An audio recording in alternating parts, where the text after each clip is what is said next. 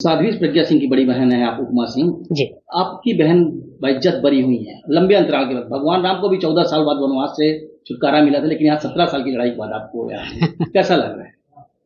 भगवान राम के समय में त्रेता युग था और ये कलयुग है, तो कलिकाल में समय तो अवश्य ज्यादा लगा, परंतु सच उस समय भी जीता था और सच इस समय भी जीता है।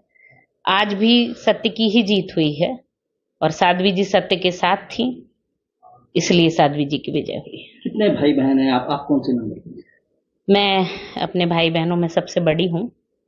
मेरे बाद साध्वी जी हैं और एक भाई है, 2 छोटी और बहनें हैं। जिस तरह से उन्हें फंसाया गया, इतना टॉर्चर किया गया, महिला होने के नाते इतना प्रकार, क्या लगता है कि पूरी दुनिया में ऐसा किस प्रकार अंग्रेजों के समय भी भारत में ऐसा हुआ होगा? मुझे ऐसा लगता है कि शायद विश्व के इतिहास में ये पहली घटना है जिसमें किसी महिला को बिना किसी अपराध को देखे हुए, साबित किए हुए, अपने मन से ही मनमाने ढंग से प्रताड़ना दी गई, और इतनी प्रताड़ना कि जिसको शब्दों में नहीं कहा जा सकता है। वो जिन्होंने झेला है वही जानती हैं, और उसका प्रमाण है कि फिजिकल फिट लड़की, फिजिकल ट्रेंड लड़की, सीपीएड बीपीएड की हुई लड़की और बाद में सन्यासी, फिजिकल टीचर रही हुई, ऐसा एक शरीर आज चलने फिरने को भी सोचना पड़ता है, चलने फिरने के विषय में। माता पिता बुजुर्ग थे उस दौरान, इनकी जो इस घटना में उनको संदिग्ध गाया गया था, कहा जा रहा था, आरोप लगाया गया था कि वह बम ब्लास्ट में शामिल है। माता पिता को कैसे गुजर रहे थे? माता जी कईयों बार मैंने स्वयं देखा। हम लोगों के घरों में, सबके घरों में एक स्टोर रूम होता है ना, जो घर में एकांत में होता, थोड़ा कोने में। उस स्टोर रूम में जाकर के और चुपचाप मुंह बंद करके, ताकि बच्चों को दुख मत हो, ताकि पति को दुख मत हो, मेरी माँ कई बार रोती थी। और मेरा विवाह हो गया था, मैं चूंकि दूसरी जगह रहती थी, मैं जब भी अपने गृह निवास जाती थी तो उस समय मैंने देखा कि माता जी पूछती थी कि तुम गई थी मिलने, क्या कह रही थी, खाना देते थे उनको। ये सारी चिंताएं करके मेरी माँ बहुत दुखी होती थी। और पिताजी चूंकि क्षत्रिय थे, स्वभाव से भी ठाकुर थे और संघ के पदाधिकारी थे, बड़े ही दृढ़ व्यक्ति थे, इसलिए वो किसी के सामने रोते नहीं थे। पर अपने बच्चे की चिंता जानवरों को भी होती है, वो तो मनुष्य थे और उनका मन रोता था।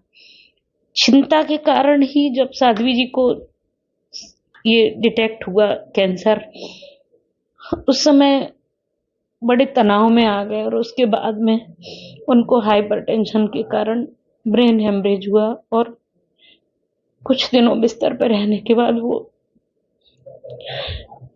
ब्रह्म धाम को चले गए। अब सच्चाई सामने आई है, वो इस दुनिया में नहीं है। कितना अफसोस भी लग रहा है, क्योंकि एक तरफ खुशी का भी माहौल है और दूसरी तरफ ये अफसोस भी है कि पिताजी आखिर सच सामने आया है, बाइज्जत बरी हुई है। हमारे पिताजी एक बहुत अच्छे शिक्षक गुरु थे हम लोगों के। मतलब हमारी, कहना चाहिए कि हमारी जो सामाजिक शिक्षा है वो प्राथमिक उन्होंने ही की थी, और न केवल प्राथमिक, वो अपने पूरे जीवन भर। मुझे भी मेरे परिवार में रहते हुए अगर मुझे कुछ कष्ट हुआ कभी, तो मैंने वैचारिक रूप से अगर अपने को सबल पाया तो सिर्फ मेरे पिताजी के कारण।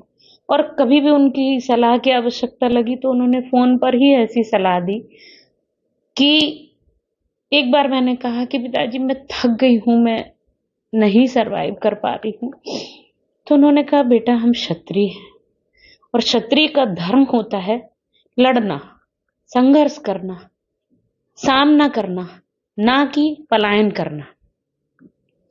हम पलायन नहीं कर सकते क्योंकि हम क्षत्रिय हैं। तो इस तरह के उनके सिद्धांत थे और उन्हीं सिद्धांतों के तहत उन्होंने हम सभी भाई बहनों का पालन पोषण किया था। और साध्वी जी तो अक्षरशः उनकी बातों पर चलती थी। एक हिंदुत्व होने का जो इतना बड़ा, हिंदुत्व को अलग जलाने का इतना बड़ा आरोप लगा और बाजियात भरी हुई है, इतना बड़ा आरोप से भरी हुई है, कैसा महसूस? बहुत प्रसन्नता है और पूरा परिवार हमारा प्रसन्न है।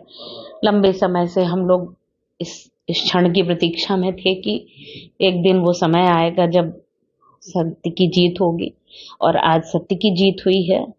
साध्वी जी सत्य के साथ थी, इसलिए सत्य की जीत हुई है।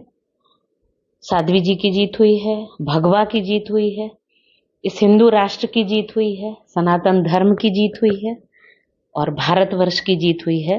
विरोधियों का, राक्षसी प्रवृत्ति के लोगों का ये स्वप्न कि भारतवर्ष को, हिंदू राष्ट्र को आतंकवादी देश घोषित कराने की जो योजना थी, जो षड्यंत्र था, उसमें वो विफल हुए हैं और सनातनियों की जीत हुई है। वीके न्यूज, राष्ट्र के नाम।